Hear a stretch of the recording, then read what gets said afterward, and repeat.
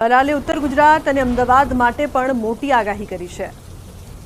ઉત્તર ગુજરાતમાં તારીખ 20 થી 25માં ઘણા ભાગોમાં સારા વરસાદની શક્યતા રહેશે। અલબત્ત કોઈ ભાગમાં ભારે વરસાદી ઝાપટા પડી શકવાની શક્યતા રહેશે। અમદાવાદના ભાગોમાં વરસાદ લગભગ ડિસેમ્બરના અંત સુધીમાં લગભગ 25 ઇંચ જેવો વરસાદ થવાની શક્યતા રહેશે, કારણ કે સપ્ટેમ્બરની શરૂઆતમાં પણ વરસાદ થશે અને 24 સપ્ટેમ્બર પછી પણ ભારે વરસાદ ઝાપટા પડવાની શક્યતા રહેતા અમદાવાદમાં લગભગ 25 ઇંચ કે તેથી વધુ વરસાદ થઈ જવાની શક્યતા રહેશે। ગાંધીનગરમાં પણ વધુ વરસાદ થઈ જવાની શક્યતા રહેશે। એટલે 30 સપ્ટેમ્બર સુધી ઉત્તર ગુજરાતના કેટલાક ભાગોમાં જ્યાં વરસાદ ઓછો છે ત્યાં વરસાદ વધી શકવાની શક્યતા રહેશે। તો અન્ય સમાચાર વડોદરાથી। વડોદરામાં મનરેગા યોજનામાં મોટા કૌભાંડનો આક્ષેપ મુકાયો છે। બારોબાર પૈસા ઉપાડી લેવાનું કૌભાંડ સામે આવ્યું છે। મૃતક મહિલાના નામે પૈસા ઉપાડી લીધા। મૃત્યુ પામ્યાના 75 દિવસ સુધી વેતન ફાળવાયું। સરપંચ, તલાટી સહિત અધિકારીઓનું કૌભાંડ હોવાનો પરિવારજનોએ આક્ષેપ મૂક્યો છે। વડોદરા તાલુકાના સમસાબાદ ગામની મહિલા મૃત્યુ બાદ પણ વળતર મેળવતી રહી। ગંગાબેન રાવજીભાઈ પટેલિયાના નામે 17,925 રૂપિયા અન્ય વ્યક્તિએ ઉપાડી લીધા, તો 75 દિવસની હાજરી ભરી પૈસા ઉપાડી લીધા।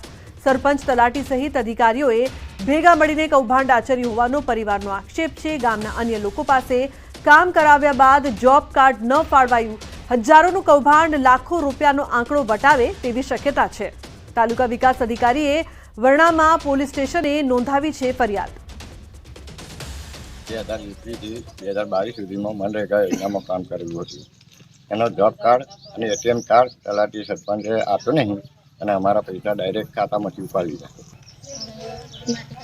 15 દિવસ 2022માં કામ કર્યું માટે કામ કરતા હતા। 15 દિવસ સુધી કામ કર્યું, અમને જોબ કાર્ડ પણ નહીં આપ્યું અને લોકોને હવે સજા થવી જોઈએ। મારી સાસુ મળી જતા હતા, પૈસા એમને લોકોએ ઉપાડ્યા। મેસેજ પડ્યો મારા છોકરાના મોબાઈલ પર, કાઢી નાખ્યો મેસેજ અને પૈસા લોકો ખાઈ ગયા। પછી આધાર કાર્ડ ના। તો મહેસાણા જિલ્લામાં મનરેગાનું કૌભાંડ સામે આવ્યું છે। વિજાપુરના ફુદેડા ગામમાં 2019થી મનરેગા અંતર્ગત ગ્રામજનોના જોબ કાર્ડ બન્યા છે, પરંતુ આ ગ્રામીણ મજૂરોએ આજ દિવસ સુધી ક્યારે પણ મનરેગામાં કામ કર્યું નથી। તેમ છતાં તેમના નામના બેંક એકાઉન્ટ ખુલ્યા અને મજૂરીના પૈસા પણ ચૂકવાયા, પરંતુ તે પૈસા મજૂરો સુધી નહીં, અન્ય કોઈ વ્યક્તિ બારોબાર ઉપાડી લીધા હોવાનું સામે આવ્યું। કોઈ વ્યક્તિ દ્વારા ગ્રામજનોને ભોળવીને બેંક એકાઉન્ટ ખોલાવ્યા હતા, પરંતુ એટીએમ કાર્ડ તેમને અપાયા ન હતા। તેથી ગામ લોકોના એટીએમ કાર્ડથી અજાણ્યા ઠગબાજોએ આ મનરેગાના પૈસા ઉપાડી લીધાનું ખુલ્યું છે। ગામના એક જાગૃત નાગરિકે આ સમગ્ર કૌભાંડનો પર્દાફાશ કરતા ચકચાર મચી છે। આ મામલામાં યોગ્ય તપાસ થાય તો અનેક જવાબદાર અધિકારી સપડાઈ શકે છે। લોકોએ તટસ્થ તપાસની માંગ કરી છે।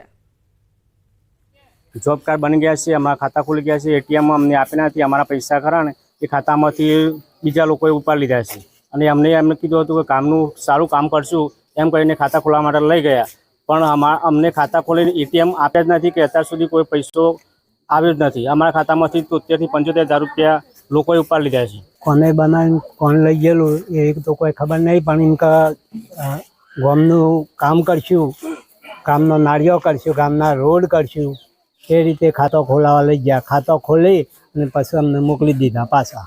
તો મનરેગાની વિગત જોતા માલુમ પડે છે કે અમારા ગામમાં 200 જેટલા જોબ કાર્ડ બન્યા છે, પરંતુ ગ્રાઉન્ડ લેવલ ઉપર એક પણ વ્યક્તિએ કામ નથી કર્યું। ફક્ત ને ફક્ત ચોપડા ઉપર ઓનલાઈન કામ દર્શાવી દીધું છે કે આ લોકોએ કામ કર્યું છે અને એ લોકોના ખાતામાં પૈસા પણ આવેલા છે, પણ એ લોકોને મળ્યા નથી। તો શાળામાં સતત 7 દિવસથી ગેરહાજર શિક્ષકોની યાદી તૈયાર થઈ છે। શિક્ષકોની અનિયમિતતા પર શિક્ષણ વિભાગનો સપાટો। શિક્ષણ વિભાગે ગેરહાજર શિક્ષકોની યાદી બનાવી। રાજ્યમાં કુલ 1039 શિક્ષકો એક સપ્તાહથી ગેરહાજર। સૌથી વધુ બનાસકાંઠાના 88 શિક્ષકો 7 દિવસથી ગેરહાજર, સૌથી ઓછા નર્મદામાં 1 શિક્ષક 7 દિવસથી ગેરહાજર। બનાસકાંઠા બાદ કચ્છનો ક્રમ 86 શિક્ષકો ગેરહાજર। ચોથા ક્રમે ગાંધીનગર જિલ્લો 73 શિક્ષકો ગેરહાજર। અમદાવાદ શહેરમાં 61 શિક્ષકો 7 દિવસથી ગેરહાજર। અમદાવાદ ગ્રામ્યમાં 47 શિક્ષકોની 7 દિવસથી ગુલ્લી। ફક્ત 2 જિલ્લામાં સિંગલ ડિજિટમાં ફિગર। નર્મદામાં 1, ભરૂચમાં 3 શિક્ષકો 7 દિવસથી ગેરહાજર। મોટા શહેરોમાં ગુલ્લીમાં સૌથી ઊંચો ક્રમ ગાંધીનગરનો। ગાંધીનગરમાં 73 શિક્ષકો સતત 7 દિવસથી ગેરહાજર। ગાંધીનગર બાદ વડોદરાનો ક્રમ બીજો। 63 શિક્ષકો સૌથી ઓછો આંકડો। રાજકોટનો 8 શિક્ષકો ગેરહાજર। ગુલ્લીમાં અમદાવાદ શહેરનો ક્રમ ત્રીજો છે। 61 શિક્ષકો મોટા શહેરો કરતા ગ્રામ્ય વિસ્તારમાં વધુ ગુલ્લીબાજો.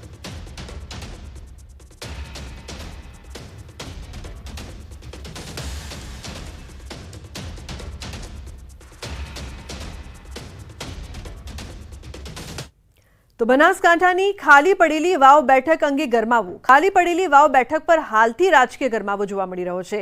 વાવની પેટા ચૂંટણીની જાહેરાત પહેલા ગરમાવો જોવા મળ્યો છે. સાંસદ ગેનીબેને હાથ છોડેલાઓને ઘર વાપસીનું આમંત્રણ આપ્યું છે. લાખણી તાલુકા પંચાયતના પૂર્વ પ્રમુખ અને ભાજપ નેતા મહેશ દવેને આપ્યું કોંગ્રેસમાં જોડાવા માટે આમંત્રણ. મહેશ દવે 2017માં ભાજપ છોડીને કોંગ્રેસમાં ગયા હતા અને 2023માં ફરી કોંગ્રેસ છોડીને ભાજપમાં ભળ્યા હતા. વાવની પેટા ચૂંટણી પહેલા કોંગ્રેસને મજબૂત કરવા આમંત્રણ આપ્યું. લાખણીના લાલપુર ગામમાં ગેનીબેનનો સન્માન સમારોહ હતો, ત્યાં તેમણે આ વાત કરી છે.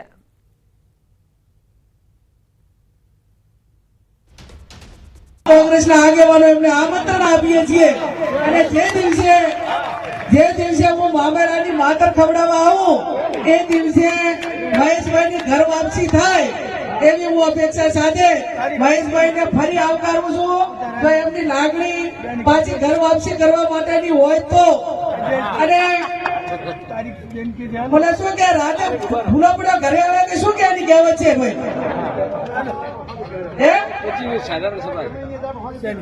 રબારીની ગાય દાડે ગમે તે સરવા થાય પણ હાજર દૂધ ઘર ધરીને આલે. એમાં દેવનો દાડે ભૂલ્યો હોય રાતે પાછો ઘરે આવે કે રાતે ભૂલ્યો એ દાડે ઘરે આવે. એટલે ઘરે આવવામાં મહેશભાઈ કઈ વાંધો નથી. દૂધમાં જેમ સાકર ભળે ભળી જાજો અને જે દિવસે લાખણી મુકામે સત્કાર સમારંભને આપણો માતર ખવડાવવાનો પ્રોગ્રામ છે એ દિવસે તમારી જાહેરાત થાય.